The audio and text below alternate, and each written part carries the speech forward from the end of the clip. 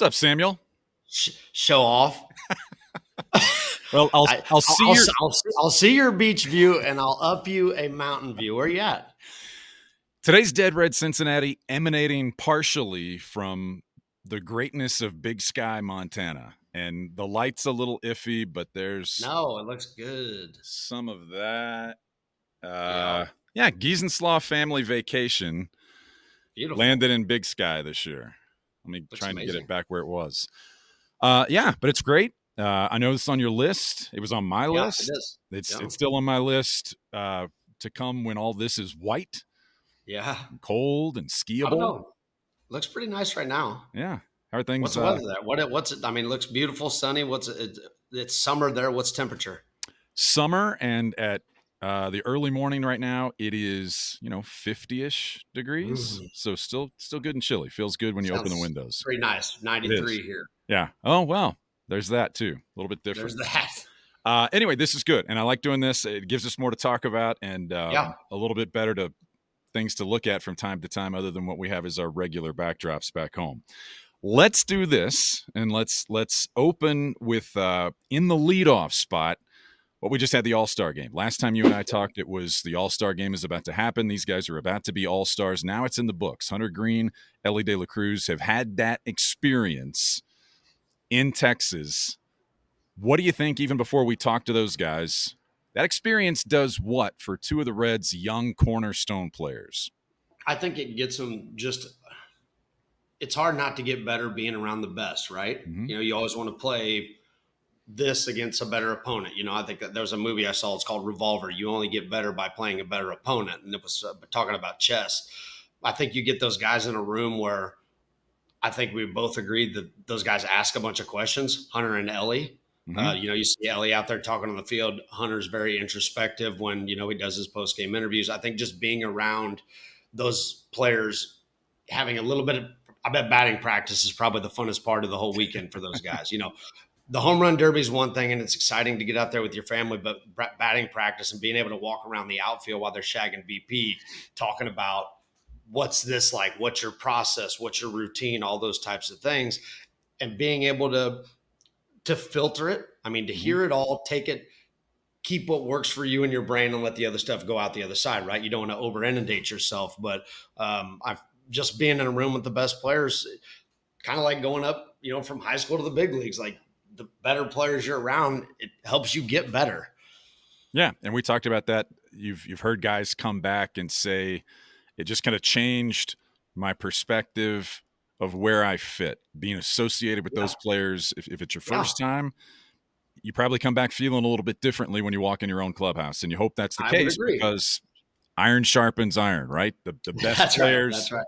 You want to be around those guys. No and doubt. You get a different experience and a different take other than just when you see those guys in a series during the regular season. And I think that you don't want to start thinking too highly of yourself, but you have to look at yourself in a little bit different light. I mean, even like I said, when you get to the big leagues, it's like you look at yourself in the mirror for a second, like, man, I'm a big leaguer, right? Yeah. Now you start looking at yourself as, I'm an all-star. I'm among the best in this game. I'm going to act as such, and I'm going to perform as such, because I've been recognized not just by myself, but everybody else, that I'm this type of player. So I think it's going to be great for him. It was fun to see Elly almost get to, almost do the double. That was fun. Hunter, obviously not, not the showing that he would have wanted to have, but just for him to get out there and recognize the fact that it's, an exhibition game. Yeah. Go out there and have fun. And I think he's going to be able to process that well. But congrats to those guys, and just fun to see the Reds represented in that way. Huge congratulations, and obviously David Bell there as well. But when those guys get back to Cincinnati and get back to work now, the Reds start the second half, 3 games under 500. The long homestand before the All-Star break, they finished that taking 3 of 4 from the Rockies and 2 of 3 from the Marlins. I know they wanted to sweep those series. They still won 2 series back-to-back. Do those series wins that got them to 3 games under 500 influence at all how you feel about how this team starts the second half? There's an outlook here now with 60 plus games to go. Did that influence your opinion of this team and where it's headed and its sense of urgency at all, watching them win those 2 series? Does it change anything for me? Some, I guess, because it they were playing well mostly against the better teams, right? I mean, teams with the better records, and they weren't beating teams they were supposed to beat.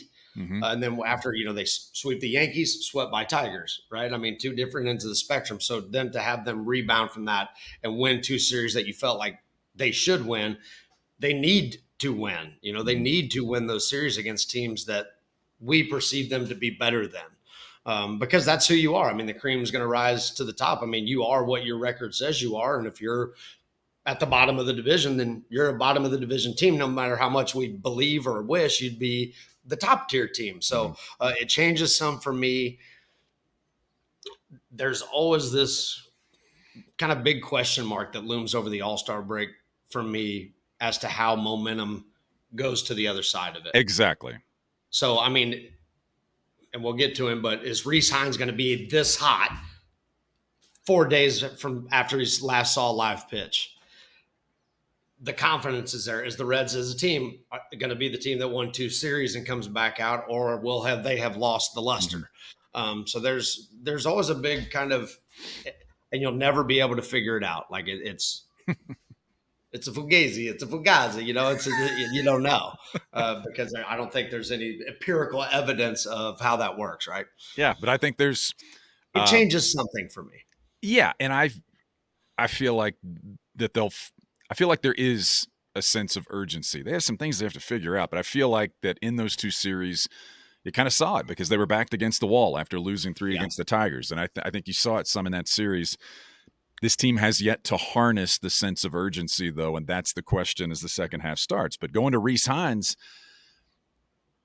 that injected life into the Reds. Rece Hinds, certainly a highly thought of prospect, wasn't playing like that at AAA, but he gets to the bigs, and your first week in Major League Baseball, you're the National League's Player of the Week, and it would be hard to come up with something. It wasn't close. What's the argument? It shouldn't have been if somebody else had a week kind of like it. What's the argument for a guy that hits 500s, hits 460-foot shots, triples to the right field corner, and it was just that injection of life into the team, the way that he played. And now the question is, where does it go from here? But what he did was put the ball in play, hit it hard, make hard contact. Even the balls that were outs, that's what this offense has failed to do throughout a good part of the season because of strikeouts or whatever. He gave them exactly what they needed. Where does it go from here? It's going to have to go south.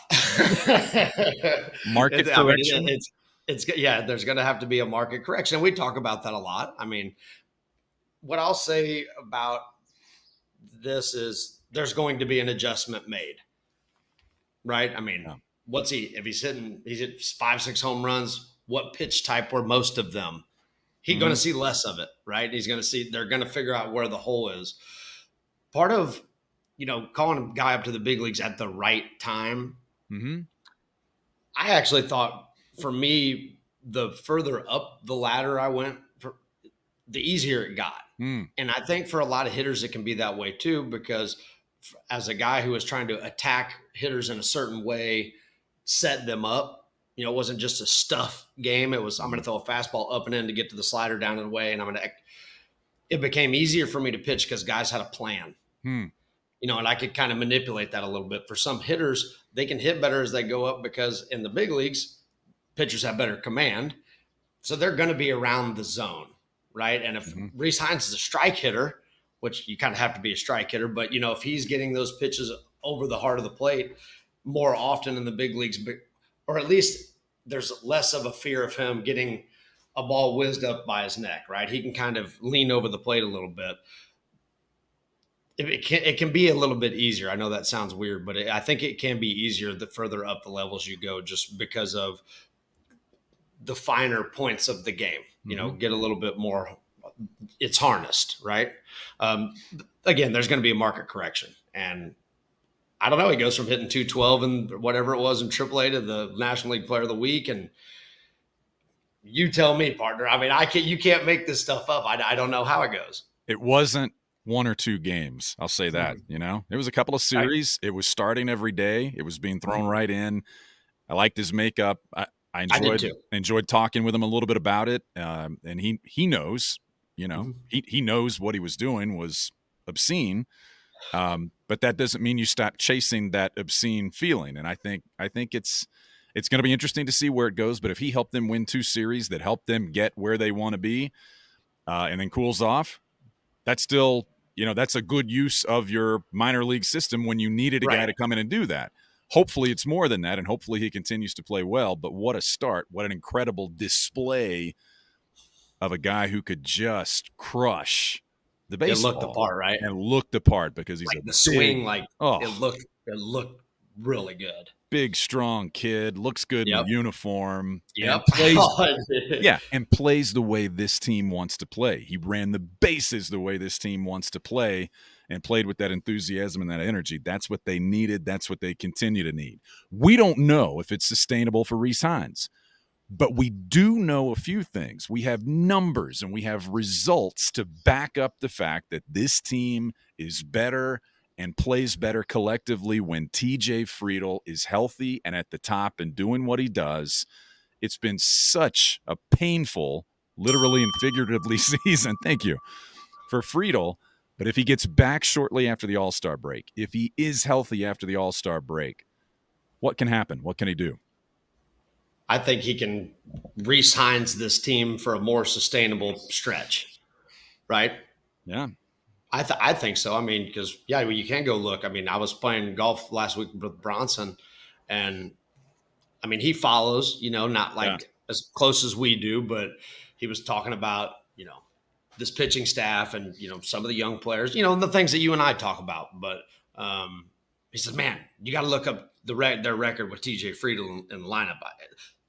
Obviously, Bronson sees the game through a certain lens, Right. And for him to be able to pick that up without watching every single game, spoke a lot to me, which, I mean, I knew the numbers because, we've talked about it, but for him to kind of go out of his way to say that, I mean, he is the heart and hustle guy. He's the heart and soul of this team. I feel Jonathan is that. TJ's it in a different way to me. I mean, there's the same, but different, I think that having him, it's kind of like having your closer, right? You work from the 9th inning forward. You have your leadoff hitter, and that kind of sets the lineup in a different way where guys are maybe where they're supposed to be, or there's a better left-right balance, or the skill set. I mean, he does a lot for this team, I guess, is my long answer. That's all right. It's you just can't get away from it. When he's gone, it feels different. It looks different. And he's been so frustrated. Go ahead. That does more for me than winning the 2 series before the All-Star break. Yeah. TJ Friedl means more to me than them beating 2 teams they should have beat. Yeah. Now they have the chance to beat more teams. There's going to be the list of teams they should beat it now grows with his return to the lineup. All right. Well, the Reds, they're going to have some tough decisions to make. But either way, when people always bring up the fact of, well, we have to see this and we have to know this so that we know if they're buyers or sellers. If the Reds were to consider themselves buyers, that could be, pretty impactful and pretty cool. If they're not necessarily buyers, I don't think that it's a drastically different position. I know there's no big sell-off. There might be a few players that it might make sense to get a little something and move on from, an older player on a 1 year or on a short-term deal here for this season. But I don't think it looks drastically different. I think that gives them the ability to look at it more as we're leaning this way towards if we have a chance to improve our team that's going to help us, we might do it. But I don't think the downside of that is that big of a deal this year. No, I don't. I mean, I don't either because they're not going to win the division. I mean, it's going to take that'd be a pretty major collapse for Milwaukee to fall that far down, right? I'm not saying it can't happen. Having watched as much baseball as we've watched, I mean, they're kind of playing for the wild card. And I hate to say that now because they're just starting to look like the team that we expected. The lineup starting to look. There's Marte's back, and TJ's going to be back, and the rotation is, and the bullpen are kind of what they are. Is Matt McClain going to be back as Strand? No, but or maybe, but it just is like, I feel like it's going to be too late, for them to offer all the pieces to click for them to get the division. But they're never going to be more than 3 or 4 games out of the wild card. Yeah. So at what point?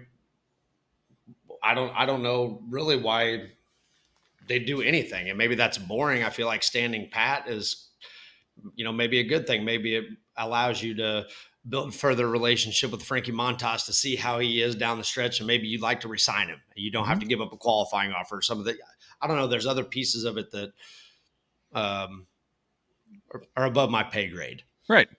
That said, as they start the second half, to your point about the wild card, I know the wild card will not just be necessarily one of these teams, but within the division, the Cards, Pirates, Reds, and Cubs are all within 4 games of each other.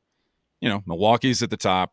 Those teams are within 4 games of each other, all kind of fighting to keep their head above water. Right. It'll be interesting to see how they battle down the stretch, who steps forward, who doesn't. But there's opportunity there that's within your reach as the second half starts. Final thought on that, and I'd be interesting to know when you talked about that conversation with Bronson on the golf course about the way this team has pitched. Nick Lodolo got back before the break, which I think was great to get him a couple of games back before the break. If he manages, and if Carson Spires stays in and continues to pitch well, now that this team is likely going to do this possibly the rest of the season without Graham Ashcraft as he deals with the injury that he has, how's the pitching outlook for you as the second half starts? I like it. I mean, I do. I think you're going to have to continue to monitor. You just can't jump 40 innings a year as far as, your workload. Andrew did it last year, and we saw what happened with him down the stretch, right? He gets tired. Having a guy like Nick Martinez, I think, alleviates a lot of this stuff because you can almost do him in every 4 days so guys can continue to make their starts, but do it 4 innings at a time. Right. And then Nick Martinez goes 3 and your bullpen's not trashed, right? So I love the fact that for the guys who have made all their starts, I love that for them. That's how you have to get repetitions. Hunter's kind of was the main guy, but now Nick's turning into that, can he stay on the field type of thing? Because when he's at his best, he is their best. Carson, I think, has acclimated very well to the big leagues. I like what he does because he doesn't have to change anything. It's, locating pitches, and on a day where maybe he doesn't have his best stuff, that's not as important to him as it is for Hunter.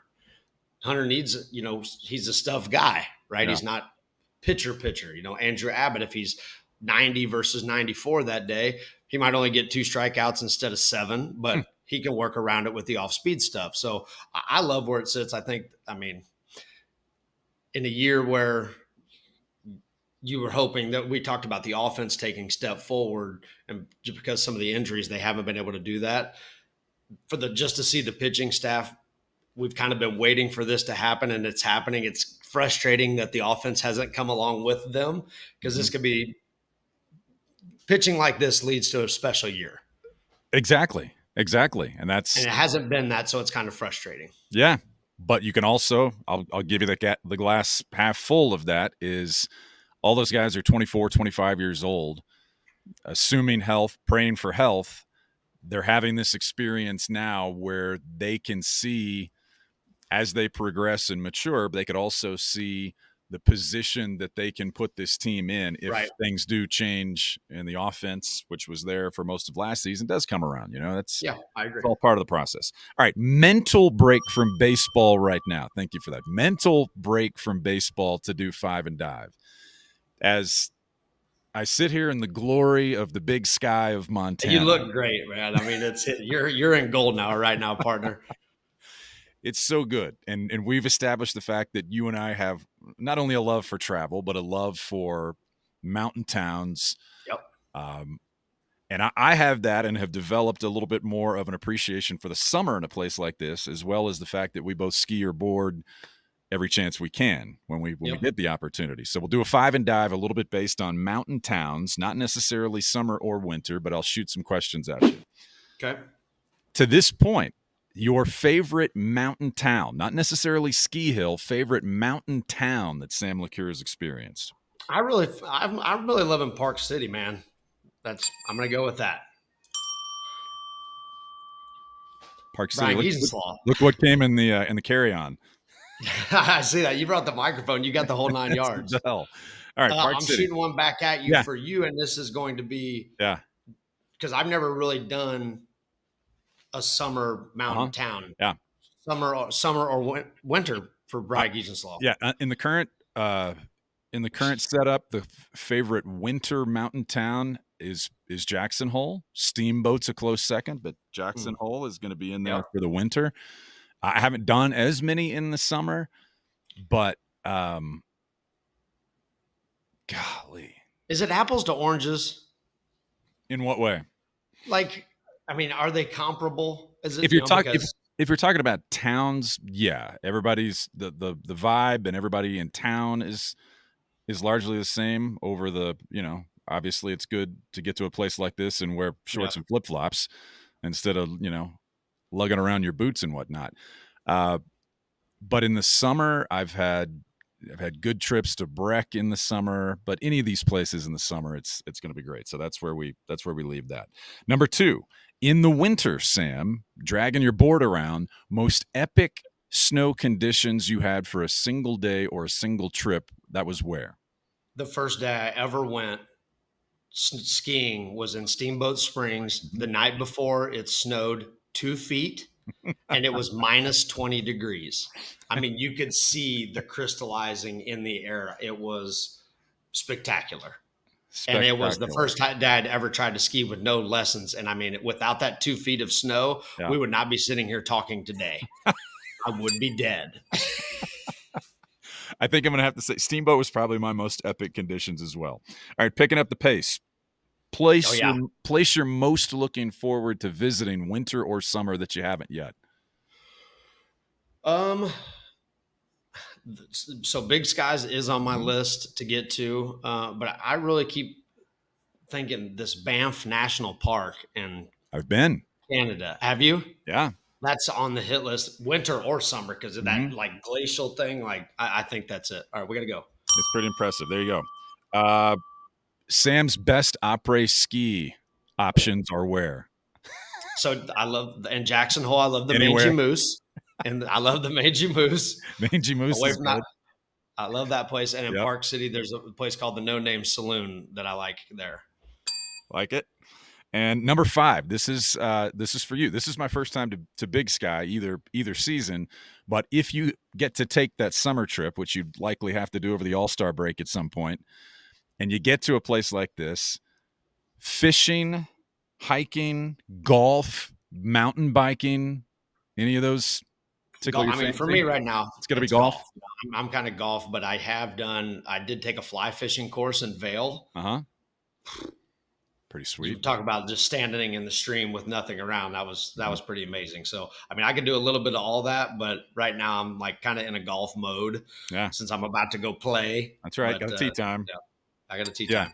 Adds a few yards to your drive, I hear, when you. Yeah, that too. That's always a good feeling. All right, we wrap it up with something quick from you, just as the Reds come back from the All-Star break. 4 days off for the All-Star break has to seem like an eternity for guys who play every day for essentially 8 months of the year. What is that like, 4 days off, coming back to the ballpark and trying to get back in the groove, knowing that you have to hit it pretty quickly because you don't get a warm-up game to start the second half? It's tough. I mean, you're going to be able to answer this question in a couple of days. When you get back from a vacation, it's hard to get your mind right back into going up to the studio and going through your homework and going on and doing a show, right? Mm-hmm. It's kind of the same thing. Like, you appreciate the time off because you know you needed a little step back. But it is, you get there and you're with your family all day and, you get hugs and cuddles and you get to put the kids to bed or whatever it is, take mom out for a date. And it kind of spoils you a little bit. Mm-hmm. So I think while a lot of guys love it, know they need it, kind of wish they didn't have it. because it is routine, 100 days in a row. Yep. And then now all of a sudden you got this, and it's like, oh, man, I just kind of wish we would just get back to it. Mm-hmm. That's what it's going to be. That's my short answer. We can touch some more on that at another time, but I screwed up. But no, that's okay. That's what the Reds need. They need that to get back in quickly and start the second half. So wrapping it up, closing thought from you is, what do people need to know? Subscribe. People are asking me, where do you find it? It's Spotify, it's Apple. Something. I think you can find the video version of the show on YouTube. Mm-hmm. Try that. I haven't said that before, so that's a good little idea. And tell your friends that Geese is in Big Sky and Sam's heading to the golf course. And before they talked a little baseball. That's right. And look for Twitter and social channels for more information as well. All right, Sammy, I appreciate it. One more time. Enjoy the rest. Show off. Goodbye. Enjoy the rest of your trip, and I'll see you on Friday, my man. We got it. Take care. All right, brother.